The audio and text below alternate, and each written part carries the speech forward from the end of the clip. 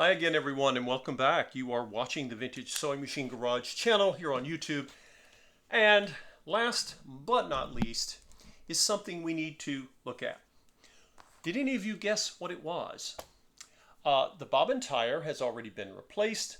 I had a brown tire that is vintage, but it does not seem to have any cracks, and it seems to be in good shape. I think I'm going to hold on to this one though, because this particular tire is brand new and black, and I like to give, because I don't know how long the original brown tire will last, so I put that on here. Now, what else do we need to address? What else? Some of you may have guessed it was underneath, because the Singer 301 was designed from the get-go to be what Singer called a portable machine. And back in the vintage time, believe me, this was portable. It's much lighter than most of your cast iron steel machines. And so it had rubber feet, right? So unlike the Singer 99 or the Singer 66, you would take this out of a carry case typically. If you had it in a table, it was sitting in a special tray designed for the 301 specifically, and you would just take it out of that tray or take it out of your case and put it up on a table. You could carry it to your friends or one of your family members. Hey, we're going to get together, do some sewing, and you put it right up there, and it had these lovely rubber feet. Well, rubber feet sometimes dry rot. They sometimes have crumbled. Sometimes you don't see any feet, or you see remnants, little crumbs of old rubber. Sometimes you see where it has gone flat. It looks like it melted because the chemistry in the rubber, depending on where the machine was stored, did something really weird. It just kept breaking down. So I looked at these feet and they look great. You can get replacement feet. In fact, I have extras. They're not expensive. They're relatively inexpensive. You can get these feet for the many of the vintage Singer machines, including the Slantomatics. But again, these feet, they are the original. They happen to be gray. The replacements you can get are black, which are fine. But you know what? I don't have a reason to replace them. There's no reason to. And I know that they still exist. If I thought, oh my gosh, the person who gets this will never be able to get feet for these. No.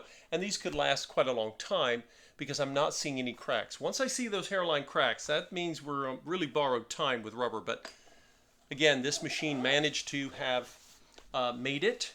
We've already talked early on. I was inspecting my cords, my plug. Everything looks good. There. On many sewing machines, you will see something, well, it sits like that, way down there. Well, let's zoom in there. These little areas are often thread guides, and they often exist here because an extra thread guide is needed when you're going to wind a bobbin. And this is true with many machines. Some machines you have the spool of thread way up top, it comes around and then it has to come down to a thread guide like this. Well, in this case, of course, the Singer 301, when you're winding a bobbin, you put the, I just realized, I have a washer yet to put there. That's one of the last things I do, but that's not what's missing, or what I was hoping you would guess. This thread guide is removable because it's adjustable. There's a bolt, and Singer designed it this way so that there's like sort of a slot in the bracket that holds this piece down with this bolt. And why is that a thing? Why am I calling so much attention to this? Well, we're going to remove it, and when we do, I'll show you why. Oh, boy, that's been there since 1951-52. I don't think it's ever been moved. So here's the lovely little bolt. Don't lose this bolt. They're not easy to find for some reason, like most Singers. Now, let's take a look. Look what we have here. This piece is nickel plated like all of the other wonderful hardware on Singers. However, because it basically laid flat on top of the machine, you will often see oxidation here. Yes, there's some grime and dirt, but I think I see some pitting. So we're going to need to fix this. Now, will the machine sew? Of course it will. In fact, the thread guide, it looks fine here where you put the thread. So why do this? Because if you're going to overhaul and restore a machine and you're going to sell it to someone and say, I have a machine that has completely been overhauled and is ready for another lifetime or more of sewing, then go the extra mile and fix this for them. It's really important that you do that. So before we even tackle this, let's take a look over here. What have we got? It looks pretty filthy and grimy to me. So I'm going to take, and I'm actually not going to put anything on here. I'm just going to take a dry cotton swab and see what comes up. And so far it's some dirt, yes, old grime. Sometimes you will see that the paint finish itself has, maybe some imperfections, maybe not. Again, I'm getting more grime here. What is my goal? My goal is to clean, and I'm really going to want to polish here because I don't know exactly why, but for whatever reason, unlike some of the other hardware, this can happen with different hardware, but this is particularly a spot where you will sometimes get, you'll get a buildup of old crud. No one should really be oiling this, but again, sometimes I can tell with sewing machines, people didn't always know where to oil, and instead of looking at the manual, they just said, oh, it looks like there should be some here, and they squirted. Never do that. That is a terrible idea. You don't want to guess that. Certain things you don't do. Okay, so I've cleaned this a bit. We'll get in a little closer, maybe get in a different perspective here so you can see a little bit more clearly what I've been doing. And again, I just want to get this, I want to get it clean first. And because this piece of steel sits here, and because I was the most retentive of all the children my parents had, I want this cleaned, right? You can see I've got some kind of little cruddy bit that came out of that little slot. That slot should be clean because, remember, that slot allows this little piece here, the bracket that your thread guide is attached to, that little pin or pip there, it gets to slide in this area right here, right? And then what about the bolt? Well, it slides because the bolt where the bracket where the bolt goes is a slot, right? It's not just round, and you can slide this. Now, I don't know that once I install this, I suspect people are just going to use it. But imagine, you get a machine, and it's been restored, and oh my gosh, and you find out, oh, there's all this crud here. So, what's the best way to get rid of crud on that? Do you guys remember? Oh, by the way, if you look on this side, on the back side there, look at that. If I can hold it still for you, there's more crud over there. Well, the first thing I'm going to do with this is I'm going to get my 99% isopropyl alcohol. I'm not putting any of that on the paint finish, no. But I am going to try to clean this piece with the alcohol, and we'll do that first. That's sort of step one, and this is not hard, guys. It's not that time consuming. And you saw I was able to take that the whole thing came off easily. So what I'm going to do is I'm going to take my isopropyl, and again, this is the 99%, not the diluted stuff. I don't really need water here. I don't need detergent. And I'm going to see what comes off. Now, when something comes off easily with alcohol, if most of it comes off, it could be old oil. I suspect I've actually got some rust here. Now, nickel-plated steel is kind of strange. It will oxidize, but not always as fast. I mean, it does, but it takes a while, thankfully. So I've got this. I'm holding it here. I'm trying to get you guys some light so you can see what I'm doing. And I'm just coming in with the now I've seen worse. I've had them worse than this. Some people who want to take corrosion off of metal will get, you may have access to a hydrolysis. These are tanks people sometimes put their jewelry in to clean it of tarnish. I don't own one. I've thought about it, but then my use case is fairly limited. So I'm contemplating it. Anyway, you can see what I'm doing here. I'm getting a lot of stuff off just with the alcohol. Now, you might say, well, is this just for aesthetics? Well, yes and no. I mean, the corrosion is not going to stop if we don't we need to intercede now, right? The longer you wait, you know, and again, I can, I'm going to basically show this, uh, and I'll have an image on my posting. I want people to see, yeah, I actually took time to do all of these things that you don't need to do because I did them for you. And that's part of the cost. What's ironic, we've talked a little bit about how much should you pay for a sewing machine. There will be more videos on that topic, by the way. That's a very rich topic for us to have conversations about. But there are people who will list a machine online and it needs a lot of work, and they'll have like $500, $600 I saw recently, and it hasn't been restored. And they ask more for their machines than I ask for mine when I've gone through them, investing all the effort and the time being the most costly. Because your time, all of my viewers, everyone's time, it has value, and mine does as well. So you might be willing to invest the time. You can see a little crud coming off there. If it's your machine, and I invest the time because I want people to get machines that are as close to new as possible and are ready to sew for them. That's the point. And people who have been, I've had some people, especially if they're local, who are repeat clients, or I get referrals. And these people know that sewing machines are normally they're people who sew. Or have sewn maybe all their lives, and they understand. They know. They understand very well about the need for maintenance. Okay, so I've been getting stuff off. I think this is sort of a light level of corrosion. I don't think all that's oil. Is that it? Is that all we're going to do?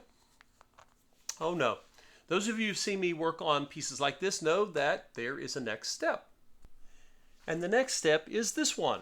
We're going to use polish. Now, this is not polish you would use on the paint finish of your machine. This is metal polish, and it is made in Germany. Deutschland, it says made in Germany. Reckitt Benckiser Benckiser is a manufacturer of products. Honest to God, I've seen this name on other products before. Now, I'm pronouncing this Wienal. My friends and viewers in Germany, help me know if should I be pronouncing this Venal, because there's no W sound in German, I think. Anyway, I did the best I could. Sorry. But Venal or Renal polish is one of my favorites. I got this in a auto parts store. You can also see there's another version of this. It comes under a different name. It's very similar. You can get in the car part stores as well. And I've mentioned it in one of my other videos. And I'll have to watch that video so I can remember what I told you.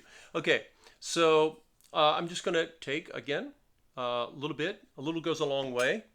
What's that old 1950s ad for, there was a hairdressing product called Brill Cream, and they used to have ads on the radio or television. I've seen these on YouTube. I don't actually remember them. And they would say, a little dab will do ya. Okay, so I'm going to take this. And again, resist the urge to cover this. You are not slobbering this with polish. This polish has chemical constituents in it that act as cleaners and of extremely mild abrasive. Okay, so I'm not going over my paint. I'm just getting right in here because I want to get these little areas removed just in case they've gone through the paint and into the metal. I almost said steel, but this, of course, is an aluminum-bodied machine. And so I'm limiting my rubbing right into here. Now, if you need to use a polish like this, and you end up, if you use it, you may just say, heck with it, I don't want to do that. I just want to seal this. You can do that. But if you use this, and if it was to, say, slightly dull the finish of your paint, which it could, what you could do is use a compound. I have used the Meguiar's that I've shown in other videos. But again, if you have a different machine, always test inconspicuous spot. I know I sound like a broken record, but I cannot emphasize that enough. I can't promise you that the chemistry is going to work. No, just try it. And then if it works, then great. So I'm doing this and I'm not actually seeing any dulling, but if it happens, you can take compound and buff it and then a car polish and it'll be fine. So this is what I'm attempting to do, and it obviously has cleaner in it, but I'm not going to use this over the entire machine because I have, again, I would rather use the car compound and polishing products for that. So I got some of this off, but not all of it. It didn't all come off. This looks sharp, but there's actually a rounded edge to this, or I wouldn't be putting it here. I wanted to see. Yeah, it looks like old oil. It's very gummy and sticky. I'm just moving it. I'm not scratching the paint. I know it looks like I am, I promise. That would be goofy. And I'm pushing on this just to see. Yeah, it's very gummy. It's old oil. I haven't tried the alcohol yet. Let's go back with a little bit more.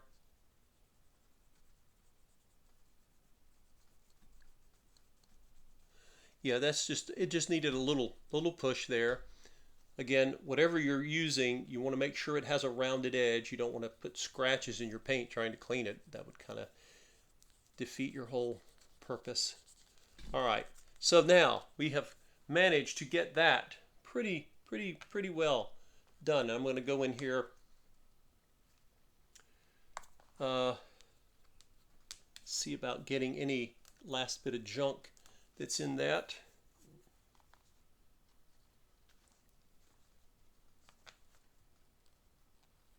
Just twirl my cotton swab in here. See if I can get any of that filth out of there.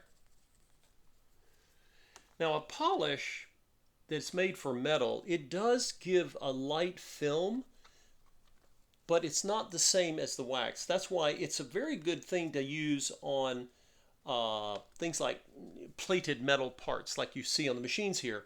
It's also very good to use on something like tension discs, because once you polish it, it gives a light film of protection against corrosion, which is one of the reasons metal polishes were developed in the first place. And it will also, I think I'm going to break out one of my precision tips, to get down in there. But because you don't want anything heavy or greasy on your tension disc, you want the thread to slide nice and easy. But for something like a paint finish on a machine, oh, look at that. There's another new use for the precision tip. These are firmer and more narrow. They're tapered more narrowly, and I actually just put it in here, and I literally put it in there and started spinning it around like I was making cotton candy. I've never made cotton candy, but I've seen it made. All right, so we've cleaned that all up. What have we got left to deal with? Oh yes, this piece here, remember? All right, going to tilt back down. We'll get down here on the surface, and we're going to go back to my normal cotton swabs, and we're just going to go in here and daub the piece.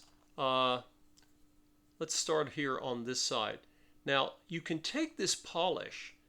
It has, it's in a tube sealed up, but it has a small amount, I think I mentioned to you, cleaners, and it may even have some solvent, not a lot, but some. And I'm just going to basically, it almost looks like I'm painting this piece with it, because this piece has got corrosion in a number of areas, not really anything up at the top of the curve there, but I want to get in there, and if the corrosion is light, you can apply the polish and then just start buffing. If you're not getting much progress with that, let the polish sit for a bit. Let it do its job, because part of the work that's being done is chemical, not just, physical. And like I say, it depends on how bad off yours is. I'm just going to see, is it coming off? How's it working? Now, one of the things you may notice, I am buffing with my cotton swab here. You may not get back to total what looks like silver or chrome. It's really nickel, and the reason for that is the plating may have come off. Sometimes what will happen is corrosion will cause some of the plating gets lost, and it just wears away. I think that's happening chemically, not because someone physically wore it away. And what you do is, we already tried getting some of the surface stuff off with alcohol. Now we're coming back with the polish and just going over it. And you can keep changing out your cotton swab depending on how bad off your piece is. It's going to vary. Sometimes it's not as bad as this. Sometimes it's worse. Again, a lot of this has to do with where the machine sat, where it was stored. But, come in. Don't forget to go on the inside rim of this slot because you could have corrosion in there as well. So you want to kind of, I coated mine. I think I got polish on it. And I'm just going to come around and try it once more. Polish has a little smell, not bad. It's not awful. We all vary in terms of what things we are willing to put up with in terms of how they smell. But, you can see me going around here. Just, again, I want to make sure that the polish is removing some of the corrosion. And then as you buff the polish, it actually helps seal up. Because there are areas on this piece, you can see them here. If you look closely, zoom in a little bit better for you. If you look closely, you're going to see areas where we've had loss of the plating. Okay, I want to say it's nickel. I don't know if it's chrome or not. I don't know for sure, but I'm going to say it's one of the two. In any case, what you'll see is the rest of it was underneath was steel. The body of this machine is aluminum, but these pieces here are made of steel, which is why they're plated. And now that I've removed all the polish, I can still see some areas that look dark here. You can keep going over them and to make sure you've got any corrosion off. But what I suspect is that I'm not going to be able to, I'm not having this replated, and I'm not going to be able to restore it back to exactly like it was. But what have we accomplished here? What we've basically done is we've stopped the degradation, okay? Because once you remove the corrosion with the alcohol and the polish, it should remove a lot. Now, some people will go and try to sand this, but what I've done is I've removed quite a lot of corrosion and then I've sealed it with this polish. And what that should do is protect it, because the corrosion, as you all know, with steel and iron, any ferrous metal, you need oxygen, you need moisture or humidity, and you need the metal itself to have that oxidation. I'm just going over it once more just to make sure if there's any, because if I can get it down to the metal and get the old corrosion off, now it's black, it's not red anymore, then I'm okay. I'm feeling like I have conserved it and stopped the corrosion from happening, because I really don't think that this piece has been moved since it left the factory in Anderson, South Carolina in about 1951-52. So, all that's left now, this is the exciting part. We're going to put it back. Remember, it faces you. The thread guide itself will actually face you. And when you just sit it here, remember I told you that this little slot is for this little pip or pin, right? And you'll notice, because if I can hold it still for you, come here, let's wriggle away. I can actually slide it back and forth, right? And it was designed for that. So somewhere, let's get even closer because I want you to see where the little nut, again, I once had one of these that was missing this little screw. It took a long time to find one, so don't lose that. Not sure why. Maybe because it was just for certain machines, I don't know. So again, for the purpose of making sure that we are going to be doing this, hoping that this machine will last more generations, I'm putting one drop on this screw. It wasn't really stuck, but why not? We're here. It took no time to do, and I'm going to put the screw there. And when I go to snug it back, I don't even need the handle for my screwdriver tip. I'm just going to simply just hand turn it, or turn it without the handle. I don't even need that. And you can adjust this piece here depending on where you would like it. I'm just going to center mine and snug it down, and there it is. So there you go.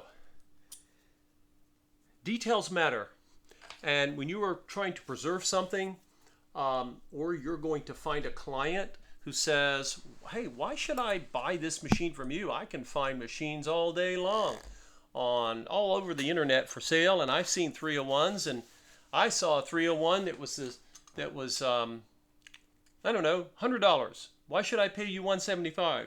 I think that's what I'll list this machine at.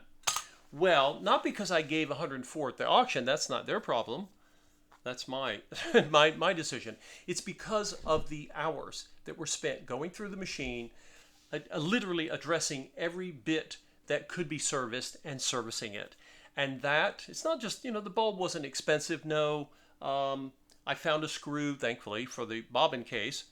But all of the time that is spent to get the machine ready to function properly. It's one of the things that many people today don't understand. Maybe they've never experienced it. Or if you're old enough to have experienced this, you may have forgotten that well-made machines back in the day, they required maintenance. The reason a lot of modern products don't require maintenance is because they are disposable. They're not repairable.